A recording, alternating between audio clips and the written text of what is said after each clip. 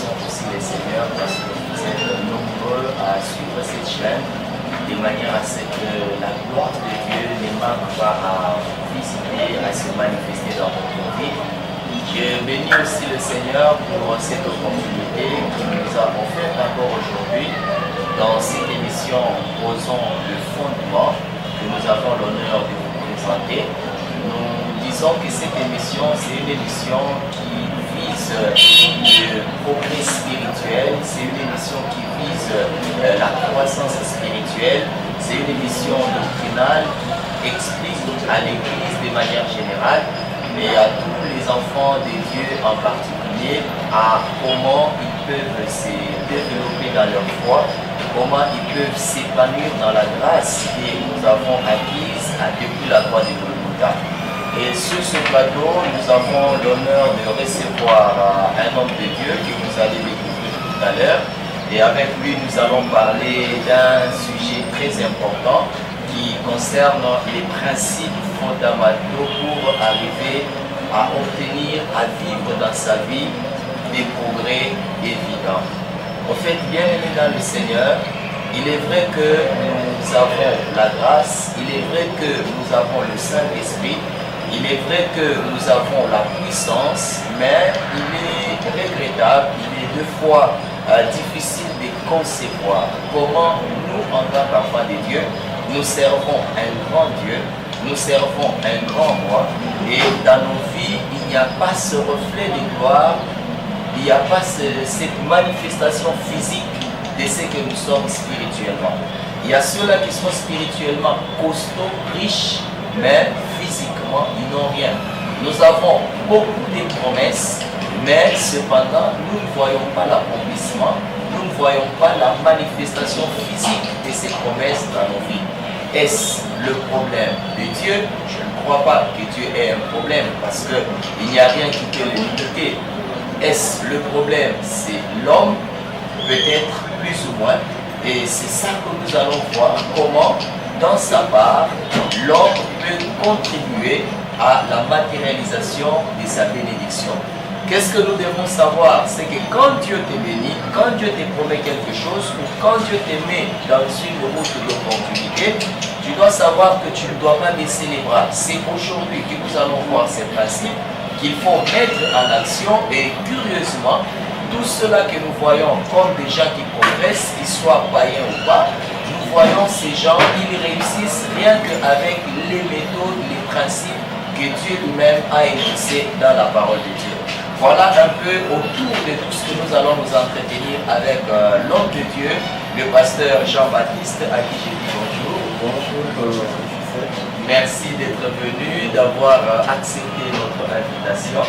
Nous sommes bénis de votre présence. Vous êtes le pasteur responsable de l'église missionnaire Cana. Et ça, c'est toute l'église. Merci Serge, et encore une fois je tiens à remercier très sincèrement votre invitation, votre invitation, et aussi je remercie les téléspectateurs qui sont fidèles à cette chaîne ZPM, et je sais que vous êtes nombreux sur cette émission. Et pour votre question, la question qui m'a été posée, je suis effectivement, je réponds au pasteur Jean-Baptiste Adouba, Israël. Je suis pasteur responsable de l'église missionnaire Cana, l'église qui est située sur l'avenue Kumbu, numéro 40 à Bandanoua, dans la zone de la commune de Bandanoua.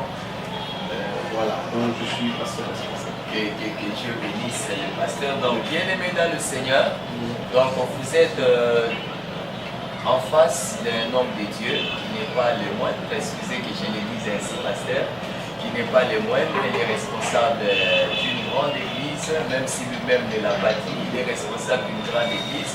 Et c'est avec lui qu'on va essayer de nous entretenir. Et il a attiré notre attention parce que nous voulions comprendre quels sont les principes fondamentaux qui amènent les progrès évidents dans la vie des enfants de Dieu. Alors, pasteur, là j'ai en face de moi les livres que vous avez écrits et je présente aux téléspectateurs. C'est un livre qui parle c'est un enseignement sur les principes fondamentaux des progrès évidents. Donc vous voulez nous amener à avoir des progrès évidents, non seulement dans la vie en tant qu'entrepreneur, des progrès évidents dans notre foi, des progrès évidents dans la grâce, des progrès évidents dans notre vie de prière, donc des progrès évidents de manière un peu plus ou moins générale. Et la première question que nous voulions savoir, comment vous êtes arrivé jusqu'à être passionné? Parce que le fait que vous ayez un message et que vous décidez de mettre ce message jusque dans ce support et que vous ayez le souci de propager ce message, et quel est l'objet de votre passion? Merci pour la question. Je tiens à signaler que nous avons condensé les enseignements dans ces fascicules, mais les livres bientôt ils sont en chantier. Les livres en chantier, nous allons bientôt, nous sommes en train d'y travailler. Mais dans notre temps, il a plu au Seigneur de nous inspirer, de nous convaincre de sortir déjà tous les principes que nous avons regroupés en 10 principes fondamentaux pour le progrès évident et réussi. Donc ces principes vont, pour nous, ce qui nous a motivés, c'est en fait, nous rencontrons même la préoccupation, la vision de Zéchaïm, puisque nous avons constaté qu'effectivement les enfants de Dieu prient et nous prions beaucoup, mais seulement il y a un décalage entre notre vie spirituelle et la vie physique, matérielle, sociale. Donc c'est comme pour dire que Dieu était seulement spirituel et qu'il se souciait seulement de l'aspect spirituel et non pas de l'aspect physique, matériel, social de l'homme.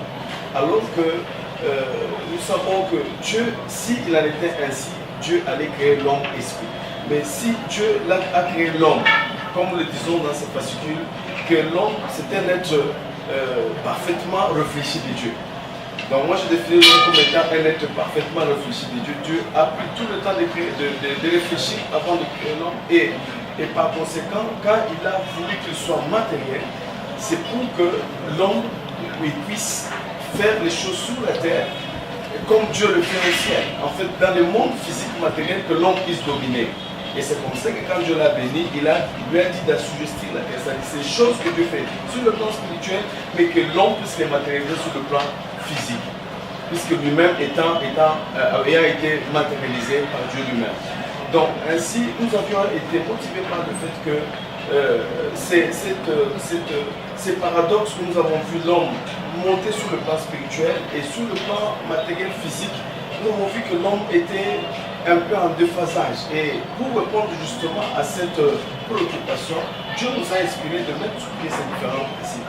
Et pour nous, nous avons pensé que l'homme, d'une façon générale, Dieu d'abord, il y a un dynamisme qui régule le monde.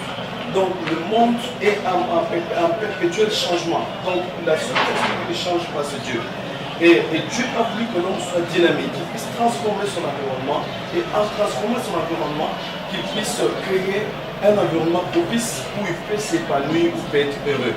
Et je crois avec la régénération de l'homme par le Saint-Esprit, lorsque le Saint-Esprit vient à l'homme, le Saint-Esprit vient régénérer tout l'homme. Et la parole de Dieu, c'est l'évangile, c'est une parole qui est holistique. La parole de Dieu est holistique, c'est-à-dire qu'elle s'occupe de tout l'être humain, de l'homme sur le plan spirituel ainsi que sur le plan matériel, sur le plan physique, sur le plan social. Et vous comprendrez aisément que lorsque Jésus était venu dans ce monde, il a prêché l'évangile, il a préparé le cœur à rencontrer le Père. Et en même temps, lorsqu'il s'est trouvé des gens qui étaient malades, lorsqu'il s'est trouvé des gens qui manquaient à manger, il a prêché devant 5000 hommes qui n'avaient pas à manger. Et après avoir prêché, donné le message, prêché l'évangile, il a dit aux disciples, donnez-leur vous-même du pain. C'est dire que Jésus s'occupe de tout l'homme. Donc l'évangile concerne tout l'homme. La parole de Dieu, toute la Bible concerne tout l'homme. Et Dieu est pour le bien-être de tout l'homme. D'abord sur le plan spirituel, qu'il soit sauvé, et ensuite sur le plan matériel, social, que l'homme puisse avoir une certaine aisance et qu'il puisse être épanoui sur le plan. Wow. Voilà ce que nous avons. C'est une grande richesse, donc vous êtes préoccupé par le souci du développement total de l'homme.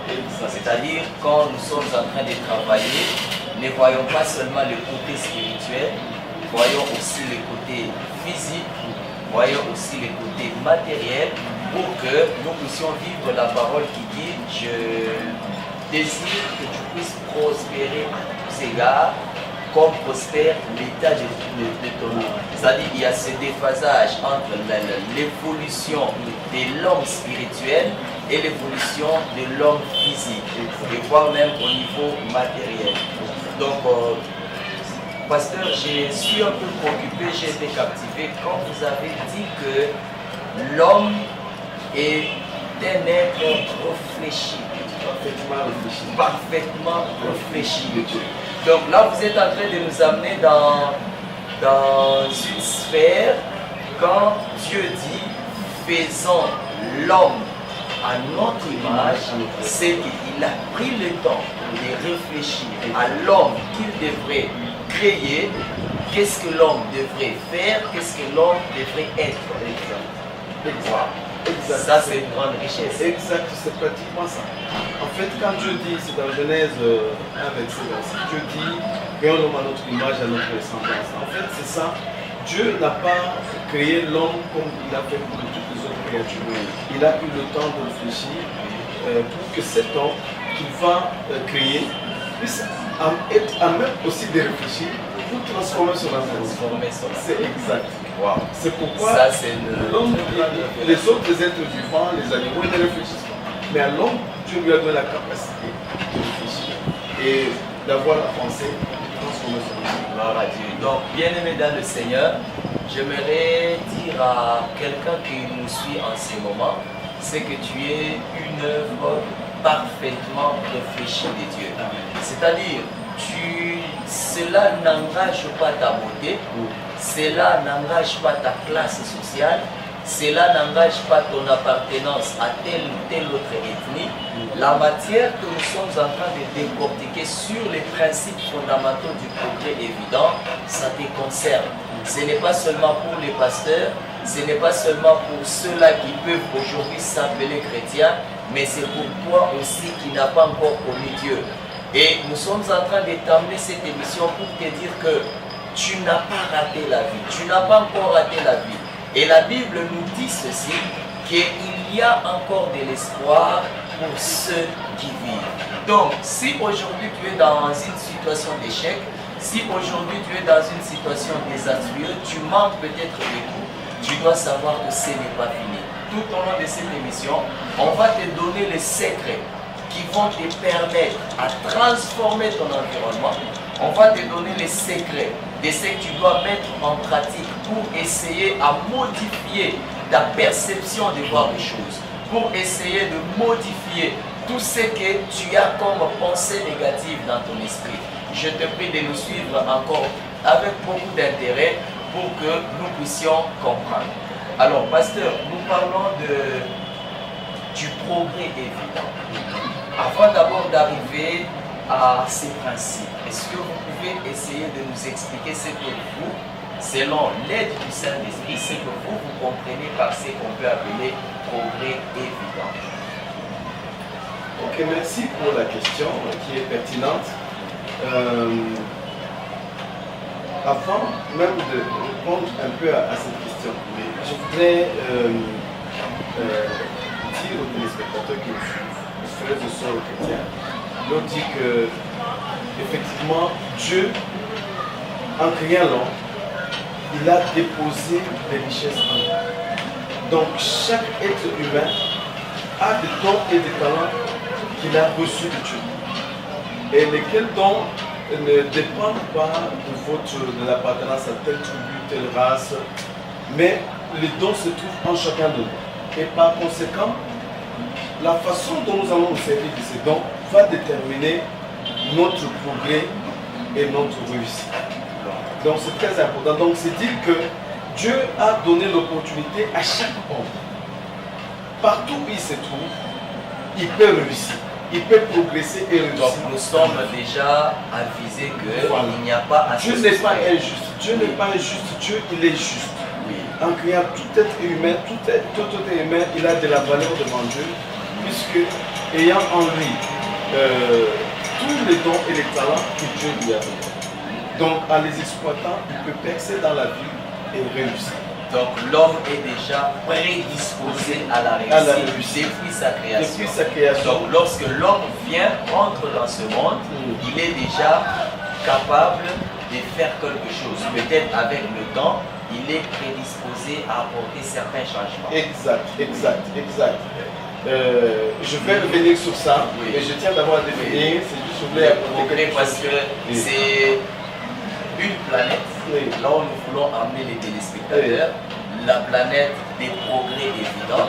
Alors les gens doivent quand même avoir une image plus ou moins réelle sur ce que vous êtes en train de définir comme étant progrès évident. Exact. Donc c'est important que nous puissions connaître la définition de ces concepts, puisque afin de mieux comprendre, pour la meilleure compréhension de ce que nous avons, les différents principes que nous allons énoncer, et que nous allons édifier, nous allons amener pour édifier les peuples de Dieu, c'est important que nous puissions connaître la définition des concepts. Donc la définition du concept progrès, les progrès selon les dictionnaires, chacun peut le trouver dans les dictionnaires. Les progrès, c'est le mouvement vers l'avant d'une civilisation en général ou d'une personne ou d'une entreprise en particulier dans un domaine bien déterminé.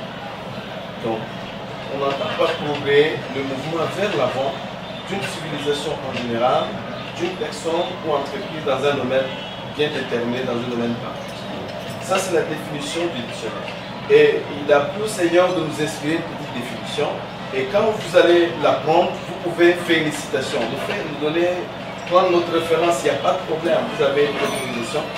Donc le progrès, selon ce que nous avons eu comme inspiration, c'est un avancement planifié vers un objectif donné pour lequel les efforts, les potentiels, le temps, le don et les talents sont mis à contribution.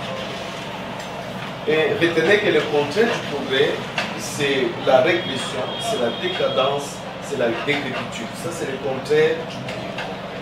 Le deuxième concept, c'est le concept de la réussite.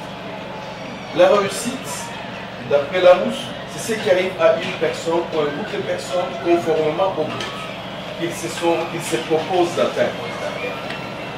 Tandis que nous avons une petite définition aussi que Dieu nous a inspirée. La réussite, c'est le couronnement des efforts consentis après avoir atteint ses objectifs dans la vie. Ça, c'est la petite définition qui nous a été inspirée. Donc, partant de cette définition, vous comprendrez que ne peut progresser que la personne qui a du talent, qui a le don et des talents.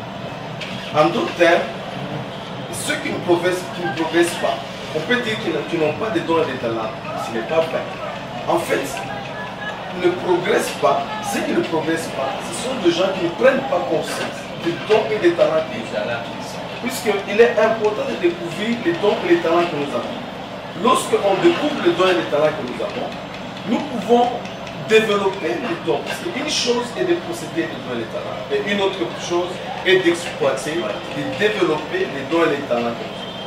Et c'est là, pasteur, si je peux vous arrêter un peu, parce que c'est tellement riche. Je vous en prie. Donc, une chose est de posséder les talents, et une autre chose est de développer les talents. C'est-à-dire, si on veut avoir un progrès évident, il faut non seulement avoir la fierté de posséder des dons, mais il faut les exploiter. Donc chaque don que vous mettez en action vous amène vers un progrès. Vous produit déjà comme conséquence l'avancement. Et celui qui ne met pas en action ou qui n'utilise pas ses dons, il a du mal à avancer. C'est là que vous donnez les contraires du progrès. C'est la décadence, c'est la décrépitude, c'est la régression. C'est cela. Et ici, je voudrais toujours pour aller dans le même sens, dans ces principes, ces fascicules que nous avons mis à la disposition du peuple de Dieu et que nous tenons à ce que vous puissiez acquérir.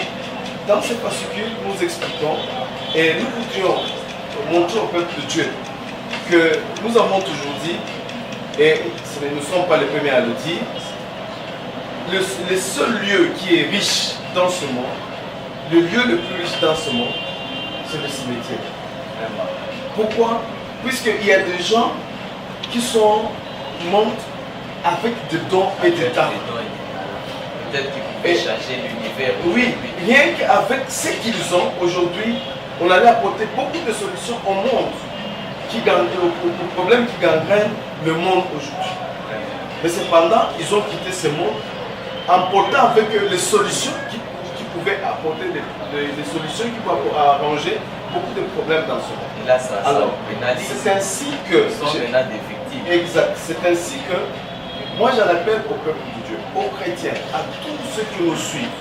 Je vous interdis, s'il vous plaît, de ne pas mourir riche avec vos talents et vos dons. Vraiment, mais mourir pauvre. Exploitez tous vos talents pendant que vous êtes enfant. Le monde a besoin de dons et de talents que vous avez. Ce n'est pas bien que Dieu vous les a donnés, il vous les a donnés pour que vous puissiez les mettre au service de l'humanité et que vous puissiez résoudre un certain nombre de problèmes qui se posent dans le monde. C'est important que vous puissiez mourir pauvre. Mourir pauvre, mais après avoir enrichi le monde de vos dons et de vos talents. Waouh! Ça, c'est une très belle déclaration, pasteur. Donc, on meurt pauvre, non pas parce qu'on a manqué à manger, mais parce qu'on a dépouillé tout ce que nous avions comme talent et on est parti sans dette. Et nous pouvons aussi déclarer comme le Christ, il a dit dans Jean 17, il a dit, j'ai achevé de faire l'œuvre que tu m'as donnée. Exact. Vraiment, il nous a même laissé la vie. Exact. Oui, bien aimé dans le Seigneur, fidèles téléspectateurs, en fait, vous êtes en train de vous rendre compte que la première pensée qui doit vous passer à l'esprit lorsque vous voulez progresser ou lorsque vous voulez arriver à un quelconque progrès, c'est que vous êtes en mesure d'atteindre ces progrès. Pourquoi? Parce que Dieu, en vous créant, il a placé des talents, il a placé des dons. Vous devrez savoir aussi que non seulement les capacités physiques, intellectuelles ou morales, il y a aussi l'environnement dans lequel Dieu vous a placé. Nous avons vu avec Adam et Ève, leur progrès a commencé, c'était dans les jardins d'Éden. C'est un cadre dans lequel le Seigneur te place, où il les a placés pour qu'ils puissent cultiver ou transformer leur environnement. Donc, bien aimés dans le Seigneur, comprenez que la famille dans laquelle vous êtes nés, le quartier dans lequel vous habitez, le travail que vous êtes en train de faire, ce sont des atouts constitutifs de tout ce que Dieu a déposé en vous, vous rendant capable de changer le monde, vous rendant capable de changer votre environnement. Vous devrez savoir que le changement ne commence pas avec les autres, le changement commence avec vous. Le changement ne commence pas avec le président de la République, le changement ne commence pas avec les autorités, mais le changement commence avec vous, là où vous êtes. Donc il ne faut pas avoir ce langage que l'État doit venir trancher vos problèmes. Il ne faut pas voir, c'est vrai que l'État a ses responsabilités, mais dans cette émission, nous voulons réveiller votre conscience que vous êtes acteur de votre propre développement. Vous êtes acteur de votre propre progrès et vous devrez mettre au profit tout ce que Dieu vous a donné comme capacité surnaturelle comme naturelle pour arriver à ce progrès. Mais ici, pasteur, vous avez dit que le progrès, selon la définition inspirée, le progrès, c'est un avancement planifié. Un avancement planifié. Comment vous voulez expliciter ces phrases, ces mots? Merci. En fait, effectivement, le progrès, c'est un avancement planifié. Pourquoi? Puisque tout ce que nous avons, les potentiels que nous avons, vous verrez que on ne peut pas réussir, progresser de façon désordonnée. Oui. Il y a un ordre bien déterminé et selon cet ordre, il y a des choses, il y a des priorités, il y a des choses qui passent avant d'autres. Oui. Donc, avant d'atteindre les objectifs, on doit planifier certaines choses qui sont prioritaires, qui doivent passer avant d'autres choses pour que nous puissions atteindre l'objectif. C'est là le principe pratiquement de la planification. Donc on ne peut pas avancer en ordre dispersé. Et beaucoup de gens, si dès qu'on a les dons et les talents, mais si on ne met pas l'ordre dans ce que l'on veut faire, on ne peut pas atteindre les objectifs. Et cet ordre dont nous parlons, qui répond bien sûr à la planification, c'est cet ordre qui considère qu'il y a d'autres choses qui doivent passer avant certaines choses. Et si on respecte cet ordre, vous verrez qu'on va aller de l'avant et on peut atteindre les objectifs. Et ici, vous verrez que nous avons parlé des objectifs, donc planifier vers un objectif donné pour lesquels les efforts et les potentiels, le temps, les dons et les talents sont mis à contribution. C'est-à-dire, dans cet ordre des choses que nous devons accomplir, nous allons par palier. Et en allant par palier, vous verrez que même avant que nous puissions organiser cette émission pour qu'elle réussisse, il y a des choses qui ont été faites avant. Il y a les héros dans l'ombre qui sont là en train de travailler. S'il n'était pas là, l'émission ne pourrait pas avoir lieu. Il en est ainsi. C'est que ça, c'est dans tous les aspects, des domaines de notre vie. Nous devons, il y a des penseurs qui nous ont précédés, mais nous sommes d'accord avec eux que la planification passe avant toute chose. Pour quelqu'un qui veut réussir, quelqu'un qui veut faire un champ, il va commencer par labourer, par d'abord défricher, labourer la terre et s'aimer son grain. Mais s'il commence par s'aimer son grain, s'il n'a pas défriché, il n'a pas labouré, il ne peut pas avoir les résultats. Donc il en est ainsi pour toutes les choses. Il faut commencer par la planification. Et c'est la planification qui nous permet de voir les différentes étapes, les étapes par lesquelles nous devons passer afin d'obtenir le résultat. Bon, Mathieu, que Dieu vous bénisse, chers téléspectateurs. Donc, vous vous rendez déjà compte que, en plus de repérer ce que vous avez comme talent, comme atout, vous devrez maintenant disposer chaque élément. Je crois que c'est un principe qu'on aura à décortiquer. Là, c'est l'introduction. On aura le temps de décortiquer. Donc, vous devrez maintenant mettre en ordre tout ce que vous avez. Vous savez que de telle étape à telle étape, nous aurons besoin de ça, de telle étape à telle étape. Je vais faire intervenir tel ou tel autre élément de manière à ce que le progrès soit évident. Voilà. Parlons de la réussite. C'est l'un des concepts aussi peut-être beaucoup utilisé mais mal compris. La réussite. Je vais réussir. À l'école, on parle de la réussite. Dans la vie, on parle de la réussite. Dans le ministère, on parle de la réussite. Dans tous les domaines, on parle de la réussite. Non seulement on parle de la réussite, mais l'homme veut réussir et tient à ce qu'il réussisse. Dans le mariage, on parle de réussite. Alors, comment vous pouvez expliciter, parce que vous avez dit, je suis dans votre définition, parce que les dictionnaires, tout le monde peut avoir comment interpréter, mais dans cette définition inspirée, vous dites ceci, c'est le couronnement des efforts consentis après avoir atteint ses objectifs dans la vie. Comment vous pouvez expliciter ce couronnement des efforts? Merci. Vous savez que la réussite, c'est vrai, tout le monde est motivé par la réussite. Personne n'est motivé par le progrès et la réussite. Personne ne peut s'engager dans une entreprise lorsqu'il s'attend à un échec. Donc tout le monde veut réussir dans tous les domaines. Donc vous ne pouvez pas vous engager dans une activité, dans une entreprise lorsque vous savez que vous allez échouer.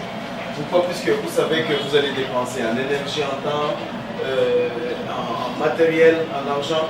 Bref, on s'engage pour réussir dans tous les domaines de la vie. Personne ne peut se marier aujourd'hui pour divorcer demain, non, pour rater son mariage. Donc tout ce que nous faisons, la barre que nous fixons, c'est la réussite.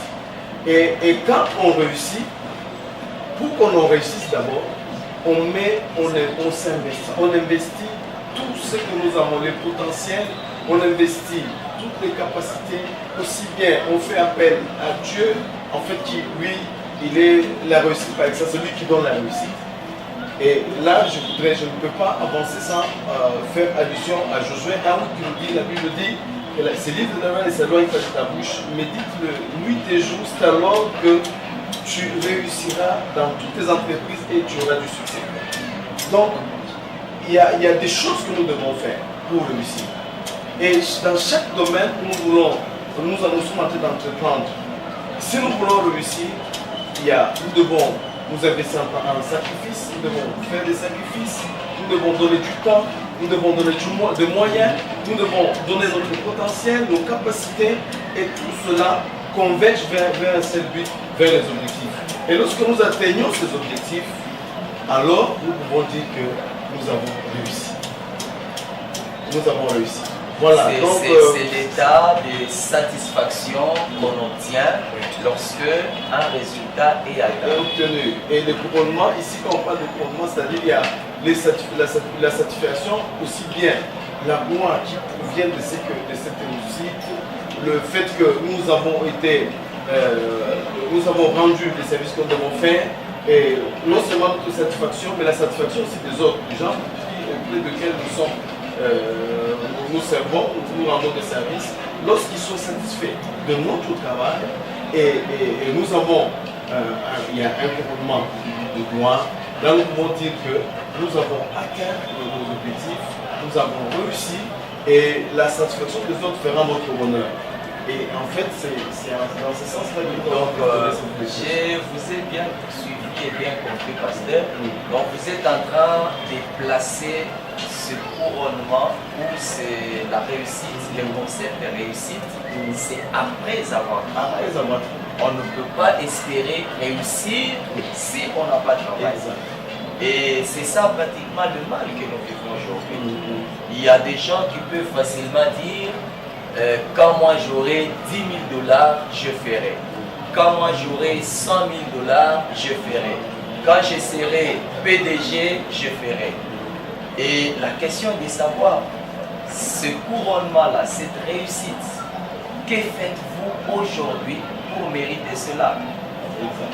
Qu'est-ce que vous entreprenez aujourd'hui pour arriver à cela? Et donc là, nous sommes en train de partager avec les enfants de Dieu, c'est que le processus ne commence pas avec les résultats, mais le processus commence avec le travail. C'est le travail qui procure ou qui apporte la réussite. Waouh, ça c'est une très bonne façon de voir les choses, et par conséquent, on ne peut pas espérer, même aujourd'hui dans notre pays, on ne peut pas espérer vivre un développement si chacun de nous ne se met pas au travail. On ne peut pas parler du développement ou de la réussite dans le ministère si les hommes de Dieu ne se mettent pas au travail. Parce qu'aujourd'hui, nous avons dans des églises des visionnaires qui veulent, en un clin d'œil, remplir l'église, en un clin d'œil, voir être célèbre, la célébrité dont nous désirons tous les jours. C'est une réussite. Je vais un peu de manière générale pour dire à tout le monde que ces principes ne sont pas seulement pour ceux-là qui sont à l'église, mais ces principes sont utilisables pour tout être humain. Voilà. Et maintenant, parlons du concept développement. Développement, en vue de faire des progrès évidents, il est important de satisfaire aux principes. Les principes de développement, c'est-à-dire là vous êtes en train de placer le développement comme étant un processus jusqu'à ce que nous allons arriver à l'obtention de ce que nous désirons. Et comment vous pouvez nous expliciter cela? Merci, chers téléspectateurs. Je bénis Dieu puisque effectivement, je sais qu'avec mon bien-aimé, nous sommes en train d'évoluer enfin. Oui. Je vais dire au peuple de Dieu que ces principes, ce sont des principes qui sont dans la Bible. Mais cependant, vous verrez que le païen, les gens qui ne prient pas assez, mais ils utilisent assez ces principes. Ils fonctionnent en utilisant ce principe. Et vous verrez que les gens qui ne passent pas beaucoup de temps dans la prière comme nous le faisons, mais eux, ils évoluent sur le plan matériel, sur le plan financier. C'est vrai que tous, ils n'utilisent pas les bonnes voies. Mais ici, nous encourageons ceux qui utilisent les voies qui sont nobles, qui travaillent. Les voies, ils sont intègres dans le travail, oui. Il y en a qui travaillent. Il y en a qui, puisque le travail, Dieu lui-même a travaillé. Pour créer ces mots, il a travaillé pendant 6 jours, le 7e jour, c'est. Donc Dieu lui-même, il est travailleur. Alors, il y a des gens qui n'utilisent que ces principes. À partir de rien, ils ont mis ces principes. Alors nous venons ces 10 principes. Ce sont des principes qui sont merveilleux. Je vois quand vous allez les lire, ça va faire un déclic pour que vous puissiez considérer que si aujourd'hui vous avez terminé l'université, vous avez donné, cherché du travail, vous donnez des CV partout, des gens comme vite vous avez trouvé du travail et que vous ne l'en trouvez pas. Mais je vous dis, à partir de ces principes, vous pouvez être vous-même le propriétaire de votre propre entreprise. Entreprendre, de créer vous-même une société. Donc c'est possible en mettant en pratique ces principes. On peut avoir des entrepreneurs. Exact. Donc c'est pour stimuler les enfants de Dieu qui peuvent être entrepreneurs. Vous pouvez être patron de votre propre entreprise. Donc c'est possible. Donc ces principes sont là pour vous emmener à être inventif, à être créatif. Alors, pour revenir à la question que vous m'avez posée, c'est vrai que les développements ne peuvent partir par le travail. Lorsque nous jetons le regard autour de nous, tous ceux-là qui se sont développés, les pays qui se sont développés, que nous disons aujourd'hui pays développés, ils ont commencé par être sous-développés comme nous. Mais qu'est-ce qui fait la différence? Puisqu'ils ont compris que la nature, telle que Dieu l'a créée, telle que Dieu l'a créée, elle ne répond pas directement aux besoins de l'homme. Donc il fallait la transformer. Et comment la transformer? C'est pas le travail. Alors il y a les gens qui ont compris qu'il fallait commencer à travailler, transformer la terre, et en le faisant, petit à petit, ils ont commencé à répondre aux besoins de leur milieu. Et c'est en répondant aux besoins de leur milieu qu'aujourd'hui, ils considèrent qu'ils ne sont plus là où ils étaient. En fait, quand on parle du progrès, c'est-à-dire qu'on était à un niveau, au niveau A, aujourd'hui, une année après, 2, 3, 5 ans après, on n'est plus au même niveau. Donc on a pris de l'ascenseur, on est monté, et cela permet à ce qu'on puisse arriver à répondre. Les problèmes qu'on avait il y a 5 ans, on ne les a pas. Maintenant, pourquoi? Puisqu'on a déjà trouvé des solutions. Et c'est ça, investi pour trouver des solutions. Exact. Et c'est cela avancer, c'est cela progresser. Et ces progrès nous amènent à la réussite. Les progrès efficients nous amènent à la réussite. C'est-à-dire quelqu'un qui ne progresse pas, il ne peut pas arriver un jour à se développer et à réussir. Donc, ce sont des jalons que l'on pose, des formats que l'on pose. Chaque jour, il y a quelque chose, on investit le temps chaque jour. On n'est pas oisif, mais il y a quelque chose que l'on fait. Les efforts conjugués de tout le Congolais. Supposez par exemple le pays, chacun fait ce qu'il peut faire chaque jour. Il pose sa petite pièce, sa petite contribution. Vous savez, il y a une petite phrase qui a changé même les États-Unis. Donc, ils ne se sont pas posé la question de savoir ce qu'ils doivent faire, ce que le pays doit faire pour eux. Ils se sont posés qu'est-ce qu'ils peuvent faire pour le pays. Juste ces petites phrases a changé la physionomie du pays. C'est-à-dire qu'ils ont commencé à chercher ce qu'ils peuvent faire pour le pays. Et vous comprendrez qu'aujourd'hui, si tout le monde attend qu'on fasse tout pour nous, ce n'est pas demain que nous allons progresser et se développer. Donc chacun doit se poser qu'est-ce que moi je peux apporter à mon pays? Qu'est-ce que moi je peux faire sur mon pays? Et nous avons le potentiel, nous avons les dons et les talents que nous avons reçus.